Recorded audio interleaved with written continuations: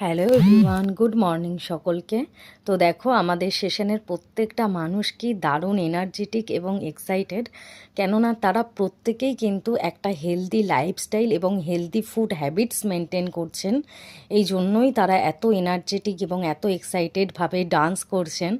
তো আজকে আমাদের এই সেশনে কিন্তু শেয়ার করা হয়েছে যে কিভাবে আমরা সারাটা দিন এনার্জেটিক থাকতে পারি, অ্যাক্টিভ থাকতে পারি এবং চা না খেয়েও আমরা নিজেদেরকে এনার্জেটিক রাখতে পারি। কেননা আমরা জানি যে চায়ে কিন্তু প্রচুর পরিমাণে ক্যালোরি থাকে, বিশেষ করে যে চাটা আমরা বাড়িতে বানিয়ে খাই, অর্থাৎ দুধ দিয়ে, চিনি দিয়ে, এরকম যে উপায়ে আমরা চা খাই, এতে মানে উপকারের থেকে ক্ষতিটাই বেশি হয়। তো চা না খেয়েও আমরা কিভাবে অ্যাক্টিভ থাকতে পারি এবং এনার্জেটিক থাকতে পারি, তো